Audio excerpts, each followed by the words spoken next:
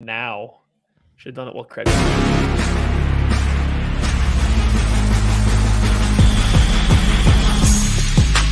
We have the quarterback of the Kansas State Wildcats, Big 12 champion Will Howard. So excited to announce Kansas City Sports Network's new soccer channel. They're taking advantage of a look that they utilized earlier in the game to show the jet sweep motion. It's a live edition of the KC Laboratory presented by Emprise. You kind of root for guys to have those moments, and that was certainly a big moment.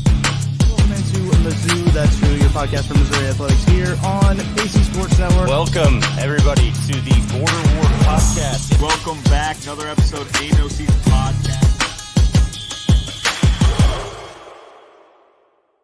You are listening to KC Sports Network, proudly presented by Emprise Bank. Of the KC Laboratory presented by Emprise Bank, member FDIC. Matthew Lane, happy Monday. Thank you. I thought I was having a case of the Mondays because I could definitely hear you talking and your picture was just frozen for me for a second. And you was here watching videos, so I was confused for a minute. Yeah, we're here. We are fresh off of the Chiefs rookie minicamp, and just like every year, we as Chiefs fans get like one video a day about what's happening, while every other fan base gets to overhype up 38 videos from every single day. So it's a fun time.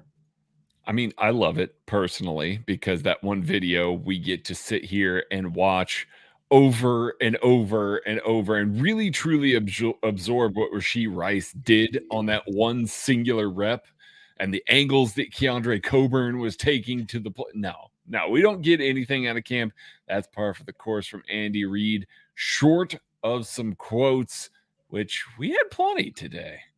We did. There's obviously one that has been kind of dominating, I think, this Chiefs news cycle, if you look at it, and it's Andy Reid talking about the tackle position.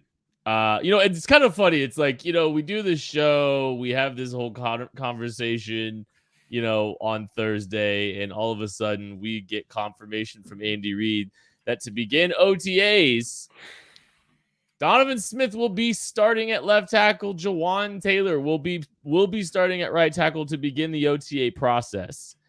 And that is just, I mean, it's not. It was reported. Like, let's give props to all the reporters who have said that. Who have reported it. It's a stunner that it's happening immediately. And I'm not going to say the book's closed, but it's also just a surprise that, like, through all of this, through the last 2 months, this is not 2.5 months. This is where we wind up with Donavan Smith at left tackle, Jawan Taylor at right tackle. I have so many questions now about the last 2.5 months of process is really where it all comes down to it. Yeah. So, I mean, I guess, we can start with the quote here. So Andy said, so he's been a left tackle at a high level. We're speaking on Donavan Smith. If you look at last year, he was hurt. And then the year before that, he was one of the top rated left tackles in the league. And we've had a chance to play against him a couple times. So, I know seeing him firsthand that he's a good football player. Yes, he'll be on the left side, probably with the ones. And then Andy was asked a follow-up about Jawan Taylor, and it was specifically mentioned that he would be moving back to the right side. Those were Andy Reid's direct quotes. So caveating this off the very top, I think there's still a chance that this is just Andy Reid offseason speak, and none of that should be taken overly seriously. He does a lot of speaking, I don't want to say like out of pocket, but he just does a lot of talking and gets you kind of nowhere when he talks in the offseason, and everything is subject to change. That said, very specifically, in my opinion, switching or answering the Taylor question and very specifically saying, no, he is moving back to the right side. That caught my attention because that seemed like two very detailed answers, not very, but two detailed answers that could have been two entirely different questions, both of which could have been answered differently. So yeah, it sounds like the Chiefs have settled on the direction that they might want to go, or the way they are leaning on going with their offensive tackle position right now. And Craig and we said it last week when we talked about this. If this is the way it plays out, I think we're both pretty shocked that they would just bring in Donavan Smith and just give him the left tackle spot without any competition. Yeah, and I said last week that it was after the compensatory formula and all that. As it turns out, I had forgotten that the Tampa Bay Buccaneers had cut him, so they did not have to wait for the compensatory formula to hit. this definitely feels like a direct impact from the draft. I think they were hoping to land somebody that they felt comfortable with in the draft, whether that be, I don't even want to just like pin a name and say, oh, it's Anton Harrison. Could have been anybody. It could have been somebody. It could have been. Or it could have been no one because they were always going to be gone before they had a chance to pick. Correct. But because the market wasn't super hot for a guy like Donavan Smith, they felt like they could wait. This was definitely a plan B or C, D, whatever it is in the line of plans this offseason, starting back all the way in March with Orlando Brown Jr. So I can see that the Chiefs had a fallback. It appears that this is the fallback. I'm just a little surprised that Andy's coming out and saying this, coming out and making this comment right now. Now, to that point, Maddie kind of alluded to this. We have seen Andy Reid do this a lot. He did it in training camp last year. I think you'll remember that Roderick Johnson, they were ready to go to games. He's ready to play right now. We could line up tomorrow and play with Roderick Johnson at left tackle. That dude didn't even make the 53. So, I mean, they cycle a lot of guys in. They work a lot of guys in different positions. It's just more along the lines of, if Jawaan Taylor is going to play left tackle for this team, I think all of us want him to start getting reps there so he can get comfortable doing that, and maybe that still will happen. We will see. I want to hat tip Ryan S. in the Discord. You know, we had a lot of conversation about this, saying, you know, of course, Andy Reid is going to give himself that out there and say, yeah, Donovan Smith's going to play left tackle. Yeah, we can move Jawaan back over there to the right, because guess what? If they try Jawaan Taylor out at left tackle and they don't like the way that it's working, they have to move him back over to the right. That's not a good foot and a good look for the team to start out with. So why not just set the expectations where it is? And if he goes and he claims that left tackle spot sometime in OTAs or camp or down the line at some point, well, then it's not as big of a deal. It doesn't look so bad as if it happened kind of the other way there. I know I hear what you guys are saying with everything, and there's like a lot of ball game left and all that stuff. But I think we need to operate and live in the world where Donovan Smith's the left tackle. I think we need to live in that reality. Well, we can talk about all that. We can talk about that. We can talk about the process for the last 2.5 months, but I think we need to live in that reality, because the team has been reported. Andy Reid's flat out said it. We can have our differing opinions, and our differing opinions might be strong enough for us to be like questioning this entire thing as far as like whether or not we think is real or not. But that might be a little bit of, I mean, that might be a little too much hubris. That might just be, this might be it.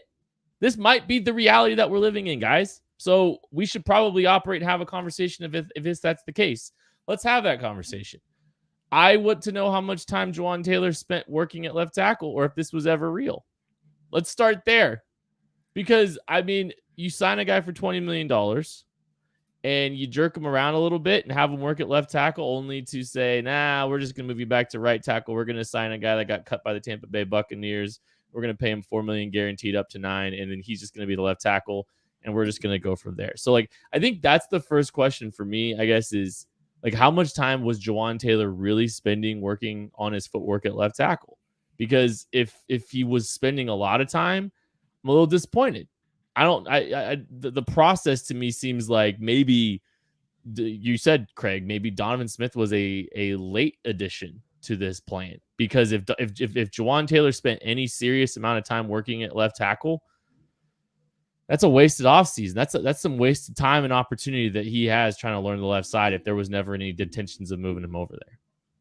Even if he did it, it's a terrible process. I mean, like, there's no good way that this is a good process the Chiefs went through, because Donovan Smith isn't that good at football. He had one good year in 2021, and people are acting like the consensus is that's who Donovan Smith is. He's not. Before that, he was a very middling left tackle that got overpaid because he was a middling left tackle. And then he had a good year in 2021 because Tom Brady throws the ball in 2.5 seconds. Is one of the fastest people in the entire league. You're not going to get pressure on Tom Brady because he understands what he's doing. He operates in a very condensed pocket with elite pocket movement and gets the ball out quick. Smith has a great year in 2021. The rest of his career has been average at best left tackle play, with a ton of penalties earlier in his career when he had more mobile quarterbacks that played a little bit more freelancing, a lot of pressures, a lot of sacks. and a lot of penalties. He cleaned up some of the pressures and stuff, but that came with more concise quarterback play. And this isn't saying that Mahomes isn't a great quarterback, but he does not play the game very mechanical. He does not always play the ball, gets from snap to throw super quick. So Donovan Smith is going back to blocking for a quarterback who holds the ball a little bit, where he was never actually any good. So this guy's a solution to left tackle. Let's say you go down the route that Juwan Taylor was never supposed to play left tackle. Let's say he was always a right tackle and this was all a smokescreen. That's cool. There's no way Donovan Smith could have been your A plan for left tackle. There's no way that sitting at pick 31 or trading up to pick 24 was your answer to find a starting left tackle. That's also a terrible answer for a starting left tackle. And Donovan Smith can't be your backup plan to that, especially if you don't have a backup left tackle on the roster. So if Juwan Taylor was never playing left tackle, what were you doing this whole time?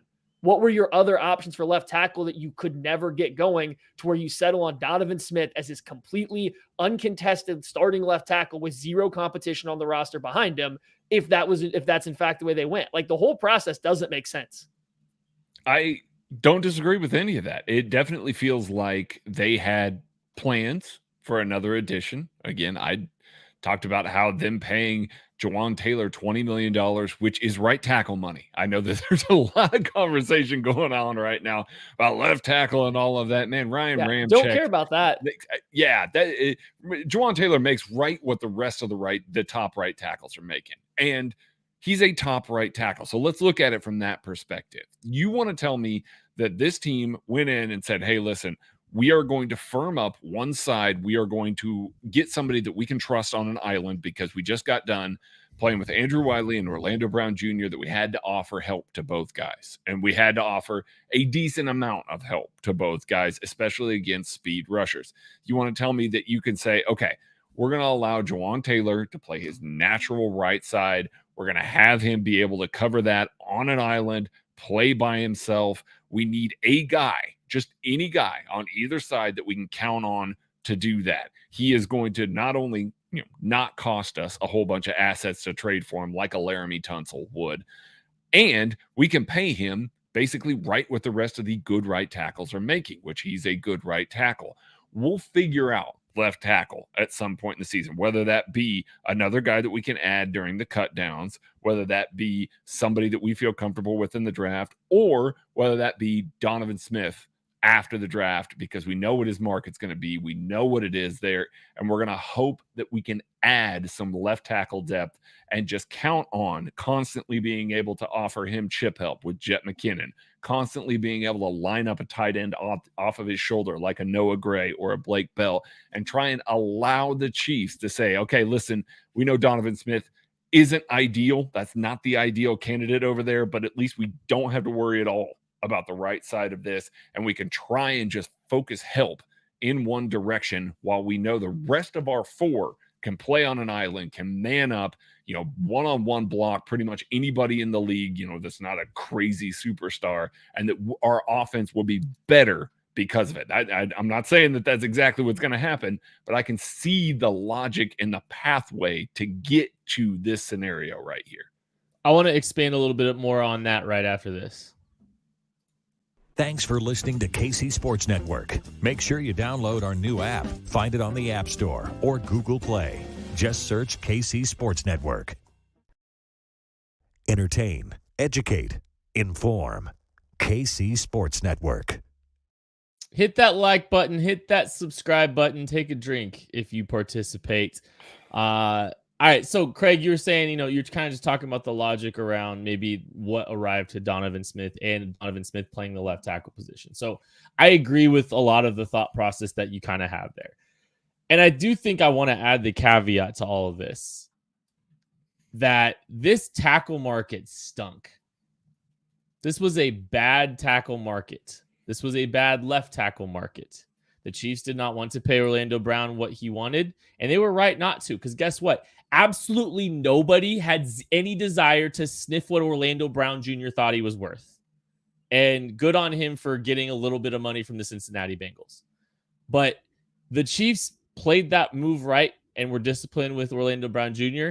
And I think kind of going with what you were saying, Craig, I think they tried to raise the floor of that group by just taking and ensuring a quality, high value offensive tackle into that group bright left tackle.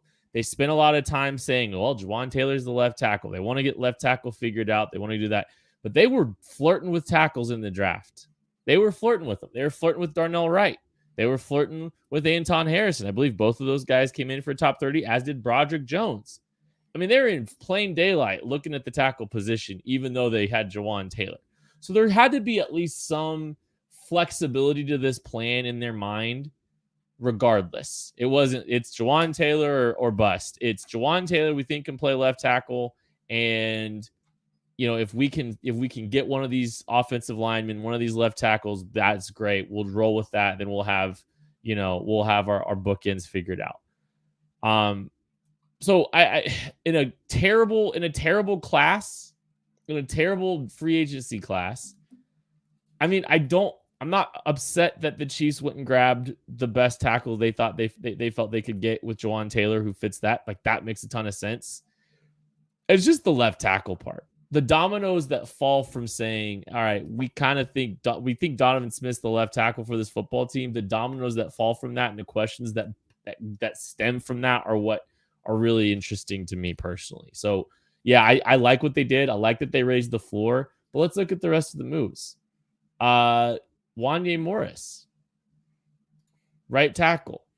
Lucas Niang's the starter. He can start, guys. He's good. He can start. They draft a right tackle. So now the Chiefs are 3 deep at right tackle. They're 1 deep at left tackle. Their left tackle is not particularly great. He hasn't been particularly great in recent memory. That nobody wanted to sign him for more than $4 million guaranteed. So that tells you what the NFL thinks of him, whether or not you want to argue that he's some elite left tackle. No one he was available in May. That is just so confounding to me. And that's why, on its face, you say it out loud, it doesn't entirely make sense to me why you have 3 deep at right tackle and a 1-year contract. You don't have the left tackle position solidified at all if this is the plan. I mean, yeah. And that goes back to the questioning of the process is so like you said, if you were working around this idea of Juwan Taylor can play left tackle, but we would prefer him at right tackle, or he could just play either one, whatever we find to fill out. Donovan Smith was always available, right? He was always there. So if Donovan Smith is good enough to make Juwan Taylor automatically move to the right side, then you never had any interest of playing him on the left side. And that's fine. It's just, I don't think that your end result, you can't get there the way the Chiefs got there is the problem. You can't get to the point of choosing Juwan Taylor's position based on signing a guy in May for $4 million that 31 other teams weren't that interested in. It's coming to the conclusion because of that signing that really puts it in a weird spot. And then now for the Chiefs, they don't have a great backup plan if Donovan Smith, one, is as bad as he was last year, or let's say he's injured. He's gotten a little bit older. He got injured twice last year, one of which caused him to move games. If that happens again, who plays left tackle? You're going to take Juwan Taylor and say, hey, we just had you come into camp. We said you're not good enough to play left tackle over this guy who wasn't very good, but now we need you to come and play the left side without spending any time there at camp. Is it Wanya Morris, who they drafted, who is clearly better at right tackle, who has played some left tackle in college, but when he went to Oklahoma, they immediately put him on the right side. They didn't even let him compete for that left side. They immediately put him on the right side. He played a lot better on the right side. And so now he goes to the Chiefs in the 3rd round. Are they going to try to transition him back to the left side? And is he your backup left tackle? It's just, they didn't insulate themselves very well at the left tackle position if Donovan Smith is your guy. If Donovan Smith was always an option, maybe you should have signed another veteran guy or just found a way to spend capital earlier on to get a more competent backup for that position, just in case the Donovan Smith signing doesn't work out, because it's not like he's a high floor player. If he plays the way he did last year, that's a low floor. So what is your contingency plan if Donovan Smith isn't good and you don't give Juwan Taylor reps at left tackle? Where do you get that? Yeah. Go ahead, man. You can finish your point if you want to, bud. Nope, that was it. Okay. No, you're good. And that's kind of where we sit right now, because I know Maddie agrees with me, and I'm pretty sure Kent agrees with me here. We can look at the best 5, and Andy has played the best 5, and the best 5 with the current iteration of these players as it stands right now, Donovan Smith is in that best 5 at left tackle. That's probably your best 5. I don't think that there's much argument there. Problem is, that's on a 1-year deal. You are just getting through this year with Donovan Smith, if that's the case. The other part that I know that, these guys agree with me on, just leaving Jawan Taylor over there at left tackle. Say that he is the full-time left tackle, and the additions that they made. They had Lucas Niang as a projected starter at right tackle, and Wanye Morris was going to be his backup. They still didn't have a backup left tackle, and you were moving a guy from right tackle to left tackle. That's still not a good situation to be in. So it's not just like, hey, Donovan Smith is here and everything's bet. No, they needed to add a guy, which is why we were so excited about the Donovan Smith move from the perspective of potential depth, which it could still be. Nobody is saying that this is locked in, but treating this as if Donovan Smith is that is your best five. I truly and honestly believe that. Yes, Wanye Morris during rookie minicamp, according to our guy, Charles Goldman, he tweeted it out, said that Wanye Morris got some snaps at left tackle this week. Now, that doesn't mean that, hey, he was getting all the snaps at left tackle. That doesn't mean that he wasn't switching side. Rookie minicamp without pads on, they move a bunch of guys around. They do a lot of stuff there. But clearly looking at him, at least in some capacity, for some the project, that's the goal there, that they're just going to try and line up and then, have Donovan Smith play as much as he can with Wanye Morris as his backup. And if he gets thrust into it, hey, we were already offering help to that guy anyway, so be it. I mean, that's something that the Chiefs are obviously going to feel comfortable with and obviously going to feel better about than we will. But I mean, that's why they make Super Bowls and do the things that they do. I don't think that they're going to leave this up to chance. And so I do think that if they get into camp, Donovan Smith doesn't look good, I expect a move, whether that be Taylor over to the left side, whether that be Wanye Morris getting more reps, whatever the case may be, there will be something that will be done. Because if there's one thing that we have seen since it all fell apart right at the very end of the 2019-2020 season, they are not letting this go down again. As a matter of fact, last year with an offensive line that by all accounts was fine to above average, they looked at the tackle position and said, nope, we're not doing that anymore. We are not playing that game anymore. So I don't believe that it's just going to be, hey, they're casting it aside. They're not going to do anything. There's another move that's there. I think there's something else behind this that could still occur there. They're not leaving it up to chance. I think that's an entirely fair statement. And I think that's where, logically, it doesn't align with what this team has historically done. They've done such a good job of insulating themselves along the offensive line. I think that's what's been so confusing observing from the outside, where it's like, okay, and not diminishing reports either. Like, okay, what's real, what's not? Because you got to question everything going back to mid-March about Jawan Taylor. How much time? The big question here is how much time did Jawan Taylor really spend working at left tackle? If you know the answer to that question, you know exactly where the Chiefs' approach were. I do feel at least one rep, and it looked better than some other guys that have tried in a Chiefs jersey to switch sides. I think the Chiefs were totally taking Anton Harrison at 31 if he fell. I think that tells you something. I think they would have taken Anton Harrison at 31 with what we know now. But again, I think that shows I think there's always been some flexibility to this process. I do think, if the Chiefs don't get this resolved to this year, I wouldn't be stunned to see them make a big investment in the left tackle position next year. You know what I'm saying? I think they might have to. I think they might have to. It's probably if this is the direction they're going, they've got to go either Wanye Morris has got to go play the left side and spend the entire season playing the left side to get ready. And they're going to try him out there and see if they can make it work out there. Or they're going to have to go make a big investment, I think, next season to fix the problem. Because I don't think Donovan Smith's going to be your long-term solution. Now, that being said, I really hope Donovan Smith's the long-term solution. I hope he's awesome. I hope he's great this year. I hope he has a great year. I think that's the thing. It's I actually tweeted this out a little bit today, and it's perfect. We can all disagree on this process. We don't like the process. I think it's pretty fair. We all hope Donovan Smith has an all-pro career or season, and fine, a career the rest of his time here in Kansas City. Genuinely, we all want to be wrong about this, and like not having to worry about this, on its face, it just doesn't make sense. It just doesn't make sense. Hopefully Donavan Smith has a great season if he is going to eventually be the left tackle for this football team, and we'll find out. I mean, it sounds like that's the direction that we are trending at this time. It's definitely confusing on the outside, given conflicting statements about how this offseason was going to go, but now there's a new guy into the mix. We're going to take a break, and we'll be back right after this. Thanks for listening to KC Sports Network. Make sure you download our new app. Find it on the App Store or Google Play. Just search KC Sports Network. Entertain, educate, inform. KC Sports Network. Hit the like button, hit the subscribe button, take a sip. Thanks everybody that's been hanging out with us. We talked a little bit about Donavan Smith. Let's talk a little bit about this draft class.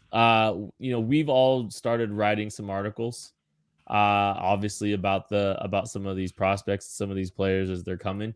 And so let's start with Felix Anudike-Uzomah off the top.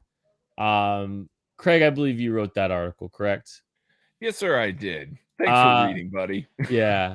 I just want to at second watch, what has changed for you about him, and what excites you about him now? From a second watch perspective, let's call it a third watch perspective here. Just, super deep dive in here for this article.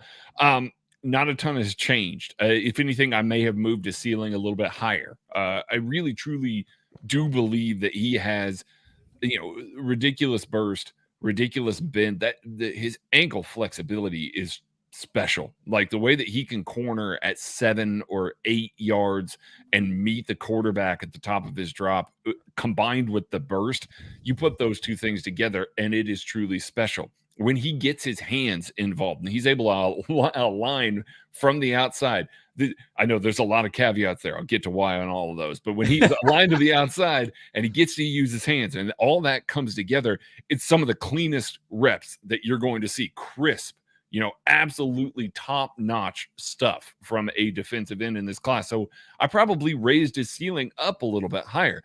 Problem is that K-State alignment where he's aligned as like a 4-eye or, head up with the tackle, and they're asking him to navigate around the outside of the tackle and trying to come back around, doesn't do him any favors.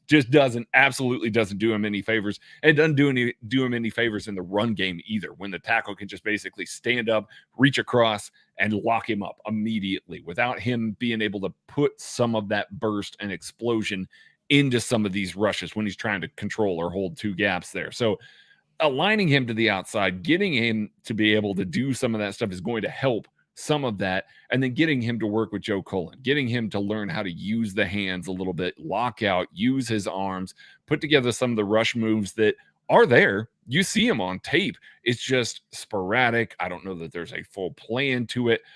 If anything, he is a ball of clay, and it is ridiculous the amount of production that he did have, knowing that he still has these things to clean up. Typically, when I watch a guy in a draft class, I don't like to focus super hard on, negatives and things that need to be cleaned up, especially first round picks and stuff like that, because he's a ball of clay. But I did for this one on purpose, because those are things that are easy to clean up. The alignment thing, hey, you're in Steve Spagnuolo's scheme. Guess what? The alignment's cleaned up.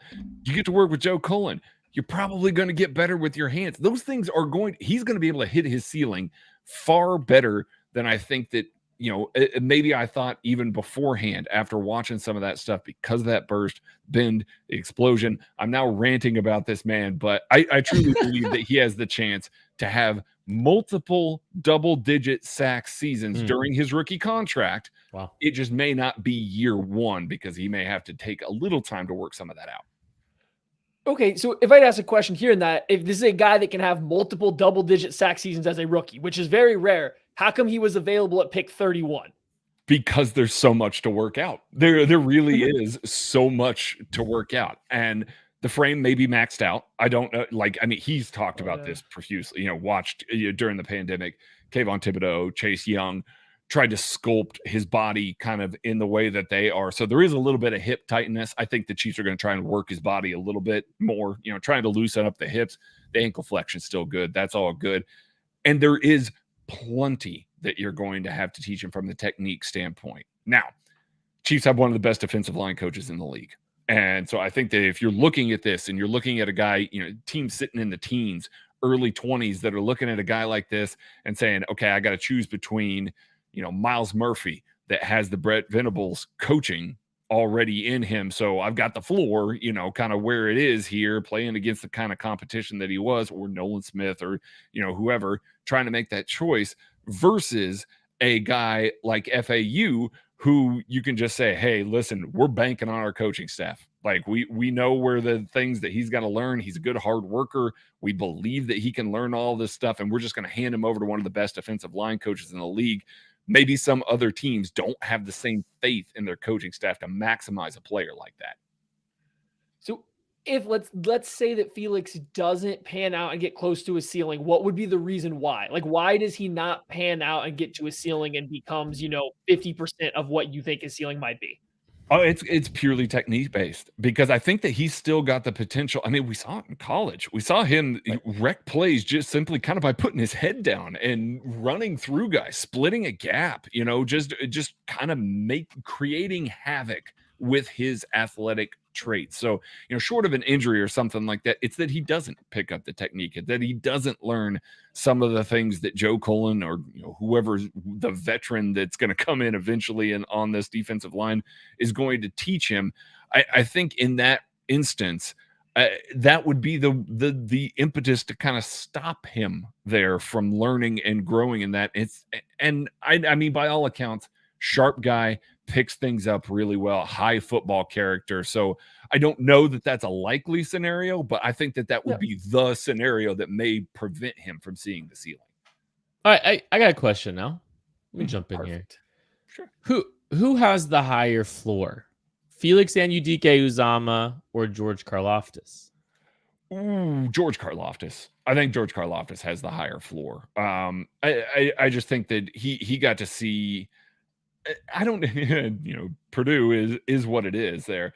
The way that he played, he wasn't like an elite run defender or anything like that, but the way he saw the game, the way he was able to use his hands, the way that he was able to kind of put together some of that stuff. It was later in the rep, but it was relentless, and there was strength and there was power behind a lot of the stuff that he did. And so that kind of naturally gave him a higher floor. We see those as kind of higher floor prospects at the NFL level. Whereas a guy like FAU, if he can't translate some of those hands and some of that stuff like that, he could get washed a little bit in the run game. Then maybe you're not seeing him on early downs, and he's more of a designated pass rusher. And then again, you're going up against a good tackle. If you can't use your hands particularly well, then maybe he gets washed out against a good tackle. So I think George Karlaftis had kind of a trump card with his power that he was just going to kind of slowly overwhelm you throughout the game. We saw that somewhat last year until, he started putting stuff together towards the end of the year. But I would give George a nod for the floor there. I tend to agree. I think for all the reasons that you just outlined, credit George too, because I think he's beyond the floor already. Like, I think he's exceeded that floor already in a short amount of time, which is, again, I think that's pointing to Joe Cullen. Mm-hmm. Like, we saw all these guys have career years here in KC, but we also saw George Karlaftis kind of exceed the lower end of the expectations for him in his rookie year already. And I think that says a lot. And I think that's another vote of confidence of why you go grab a guy like Felix Anudike-Uzomah, who probably has a little bit, I agree, lower floor than George Karlaftis. But I think he has a higher ceiling too. No doubt about that. There's no doubt about it that FAU has a higher ceiling than George. Okay, Karlaftis. On the spot then. Predict his sacks and tackles for loss for the end of his rookie year. For the end of this rookie year or his rookie contract? No, this year. The end of this season. This year? What's his stat line at the end of this year? Contract, Craig. You've definitely I've done a fair amount of work on rookie edge contract stuff. So I was going to have a take there.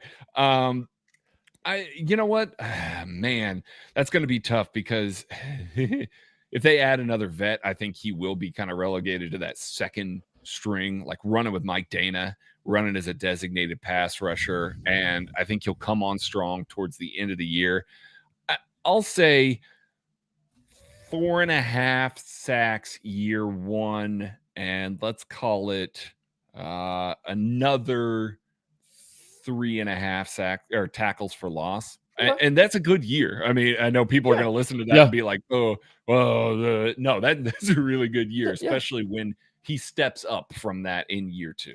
I'm gonna go, Maddie. I'm looking. I was gonna say, no, that's definitely pretty good when you're going into a just like going into the depth the Chiefs have at defensive end. I don't think it's like a great room, but there's a lot of guys that are going to be earning snaps there, right? You know, Chris Jones is going to play outside a little bit. Charles Omenihu is going to play plenty outside. George Karlaftis, we already talked about. Mike Dana. They have bodies that are going to play. Maybe they're not this all-pro level of cast across the board, but they have a lot of bodies that'll play. So getting a guy who probably is more of a designated pass rusher type this year to 4.5 sacks would be big. And like, if you add that on to the potential of 2 double-digit sack games, like if you later on, his end of his rookie contract production would be up there with like some of the best guys in the league. If you get the 20 sacks in your rookie contract, and especially if you have a double-digit sack along the way, one double-digit sack along the way, you're a really good football player. There's only been like 2 guys that have gotten to 20 in their rookie contract that have been not good since 2010. So doing that and getting to 20 sacks over his rookie contract would essentially say you're a good football player. Yep. And I fully believe that. Like I was going to say that I'm going to predict 25 sacks in his rookie deal. And that's really good, guys. That's really good. Yes, it is. Well, especially down there at the bottom around 1, 2. Like I think that's value. I looked at I go back to Odafe Owa, who we were all clamoring for, we all wanted 2 years ago, you know, shadow drafting and looking at all that stuff. I mean, it was like Odafe Owa and watching him his rookie year, we all got excited about him. He had 5 sacks. He had 5 sacks his rookie year. Like it's really good. Like the Chiefs went ahead and messed around, and you know, they got tremendous value the next year, in the same kind of range as Odafe Owa with George Karlaftis. Maddie, you wrote about Rashee Rice. I want to talk a little bit about him tonight. As you've rewatched and watched him, I guess, what are the things that have changed for you? What are the things that have solidified? What do you feel about him now?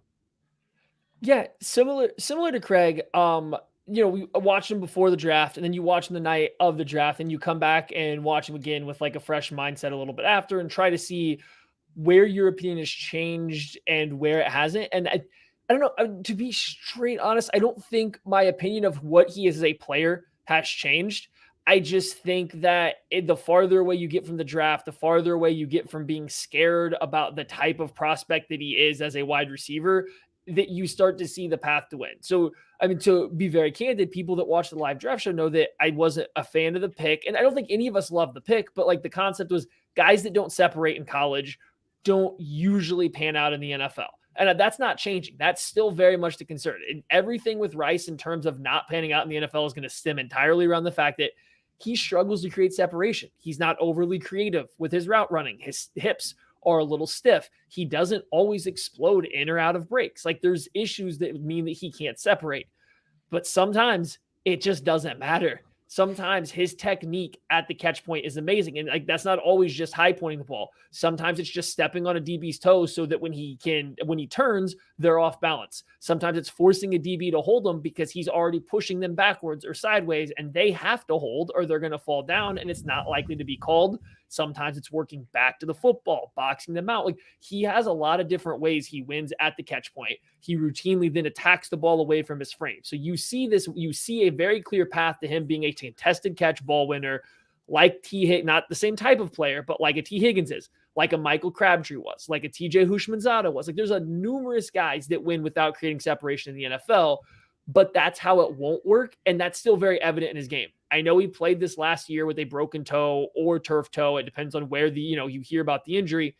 I went back the year before. I honestly think his route running was worse when healthy in 2021 than it was on a busted toe in 2022. He clearly got better as a route runner. He clearly got more detailed and more nuanced. And a lot of that stemmed from his releases off the line of scrimmage. That's where he was at his best.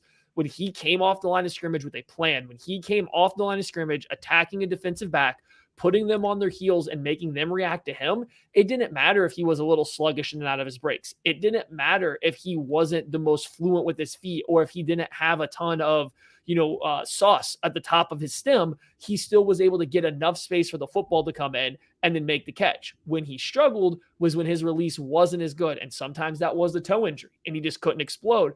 Other times he did get caught up on press coverage. Other times he didn't have a very good release package and he would get locked up. And when he didn't win off the line of scrimmage, he almost never caught separation working down the field. So it's just a matter of how well can he translate that part of his game? Because at the catch point, he's going to be great.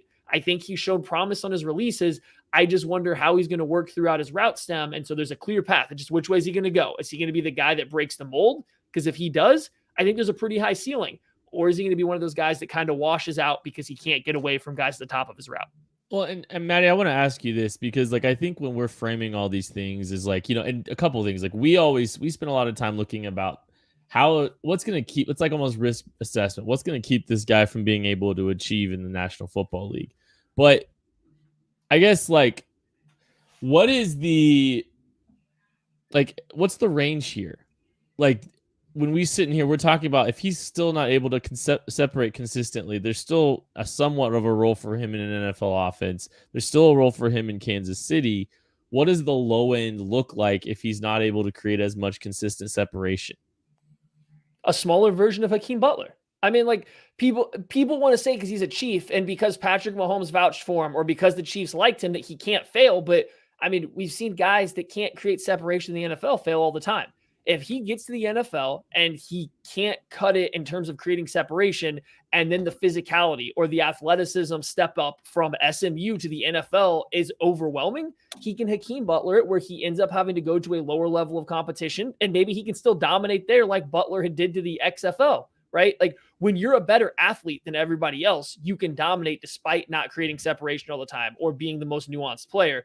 But in the NFL, when everyone's the same level of athlete, that doesn't always work if you don't figure it out. Now, so that's the low end. The high end, I mean, I said some of the names. Michael Crabtree, I think TJ Houshmandzadeh, Roddy Wright. Those are three guys that won without necessarily creating a ton of separation, but did it in different ways. Michael Crabtree just beat cornerbacks up. Roddy White was a great route runner. TJ Houshmandzadeh just attacked leverage nonstop and produced. Now, this is with Carson Palmer, a very good quarterback, but would produce small windows that he could then go attack the ball and shield, CBs away from it. These are all things that I think Rice can do. He just has to go from, showing promise at all these things to being elite. If you don't get to elite at those things with his style of play, then it gets difficult. That's where it gets hard. You have to become elite at something to win when you can't create separation. And I think that's just going to be the struggle.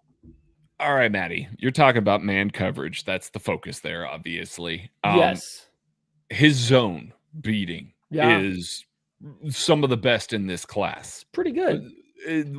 Talk about what you see there a little bit. He has a good understanding of zone coverage. He very much sees and feels where openings are in zone, and he does a good job settling into them. He will adjust his route on the fly to slide into them. I think there's another level, and this is only fair, going from SMU to the NFL, right? There's another level of making his breaks into the open spot of zone versus making a break and then going to find it. It's like not that there isn't room for improvement, but he's active about finding that space. And then once he's in zone, when he gets the ball, he's gone, right? If he can get the ball on the move, he becomes a runner so fast. And when he's in spaces, when their teams are playing zone coverage, it's really hard when you have a guy of his size that catches the ball, immediately transitions to a runner and is working in open space. He's hard to get angles on. He's hard to tackle because he's so explosive. He's not fast. He seems to struggle to open up his hips to run, but that first 10 yards, he's so explosive and covers so much ground. He routinely breaks angles on zone coverage players trying to close in on the area of the catch. Like, he's a dangerous zone weapon. And that is something that probably does translate to the NFL. And maybe that does secure him some level of a spot on a team because he can be this yards after the catch, zone beating type wide receiver. It's just, I don't know if you can rely on that. A lot of guys can do that. Not as good as him, but a lot of guys can be that player in the NFL. So if you can't beat man coverage at all, it's going to be hard to get there. I'm not saying he can or can't. It's just, I think he can be very good for zone as long as he can develop his man coverage beating skills. Like, he has a very clear floor of a role. See, I'm kind of. Did you have something you want to say, Craig? I'm sorry. I have a final question for Maddie, but jump in. Yeah. Well, and this is the piece of the Rashee Rice conversation that I think is very much worth having, because We focus on what might keep them from finding success. It's the job of the NFL teams to find success in the things that they're good at. And this team's going to see plenty of zone. And so Rashee Rice in those downs is going to have some success playing against zone. Now, you could make the argument that they might see a little bit more man coverage to try to test this unproven wide receiver group. And I think that when you look at it like that, that's where I think it probably starts raising the red flag for us. It's, hey, look, they start trying to challenge this receiver core with more man coverage. Who's getting open? Who's healthy enough to get open? These are the questions you start having about that receiver group. But if you're seeing a lot of zone still, that's where I think the floor for Rashee Rice might be a little bit higher because of all the stuff that you just kind of outlined about his ability versus zone. We spend so much time talking about the inability to separate against man, but it is only half of it. That's only half of the coverage they're going to see, maybe less. So that's just something contextually that I'm glad you brought up about the Rashee Rice conversation, because it's not like he's just completely wiped off the face of the field if he can't separate against man coverage.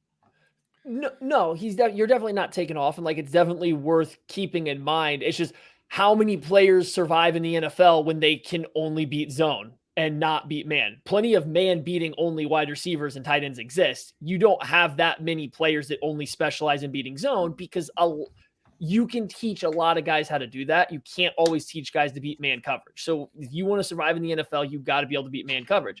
And I think you nailed it. The Chiefs are going to see more man coverage, especially on third downs this year, because who are you afraid of after Travis Kelce on this wide receiver group? Rice is in a good spot because he presents a unique player that even if he's not open, he can still be open. He is that type of player. Even if he can't create separation, he can be open. And we saw the Chiefs flirt with throwing a couple back shoulder plays to Juju Smith-Schuster or to MVS. We saw them flirt with throwing a couple contested balls to guys over the middle of the field. And I think those are areas, whether he's creating separation from a corner or not, that Rice can have success. It's just, you got to see there's got to be consistency with his ability to attack the ball. There's got to be consistency coming out of his breaks on time and cleanly, because sometimes he's a little slow. And if we're talking about these situations, whether you're open or not, if you're on time, a quarterback can work with that. So, there's just little things that you have to work on to make sure that he can be on the field. Because I have no qualms. If he's good enough to be on the field and in the rotation, he will be fine for zone, or if not good, and good after the catch. It's just, to get to that point, you have to be able to play against man coverage some, and he might even be the one wide receiver the Chiefs have that does present a little bit of a mismatch versus man coverage if he can get there. All right. Final question about Rashee Rice, Maddie. Let's take the separation element away from this. Can you name a receiver that you love more than this man? Because everything else, this is the funny thing. Perfect Maddie prospect. I don't know. I don't know exactly how to lay this out. If I could create a perfect wide receiver to go into the NFL, the person would look entirely like Rashee Rice. Until you got to the point of the separation issue. And the qualm with that is 4 years ago, that wouldn't bother me near as much. Just been burned too many times trying to watch college players go to the NFL who don't create separation. Just too many guys that I have very much enjoyed and put high draft grades on have failed out because they can't create separation. So now with Rice, he's big, but he's not huge. 6'1", 205 pounds. That's a big receiver, but that's not a huge receiver. So if he's having to win in contested catch situations at that size, just seen so many guys flunk out from not being able to do it. I do think there's still plenty of hope for Rice, as I outlined, on the Substack last week, and as we talked about here. But it scares me, and that part scares me. Besides that, his blocking, his shit talking, the way that he gets in DB's face, the fact that this man squats 500 pounds and full cleans 330 pounds as a college athlete, dropping all the way down, all the way ass to ankles, all the way to the ground. This man is everything I would want out of a wide receiver. It just alarms me that so many wide receivers, like in the past, that haven't been able to separate, I have enjoyed, and they have let me down. And I have fear that this could go the same way. Buddy, I'm just telling you right now, if Rashee Rice hits the upper end of this, Matthew Lane, this might be his very favorite player. It might be his favorite player ever. if he's even a mediocre starter, yes, 100%. If he caps out as a wide receiver 3, if he caps out as DeMarcus Robinson, that's not even a wide receiver 3. If he can get to DeMarcus Robinson level level player, right? They're not the same type of player, but if he gets to a DeMarcus Robinson level player, he will be one of my favorite players on the Chiefs while he's there because I love everything else about his game. I am just concerned at how safe it is to bet on him to be better than that because of the separation issues. And like, that's where the fear is. And now the more I've, learned about him as a person, listened to what he said, watched his game and the nuance of the trash talk and how physically and knocking guys on their back and too small in cornerbacks, I like him even more. And now I'm more afraid that when my heart gets broken because a guy maybe can't get open, where it'll leave me. Matt is just afraid to love again. That's what I heard. Blame He's locking up his cold heart right now and trying to stow it away. Butler wasn't even as fun off the field. He was just good on the field. I'll tell you what, he got to the NFL. Guys, it's been very fun getting granular on Rice. That's going to do it for the Casey Laboratory. Thank you all so much. We'll catch you later. Oh, it was a great show up until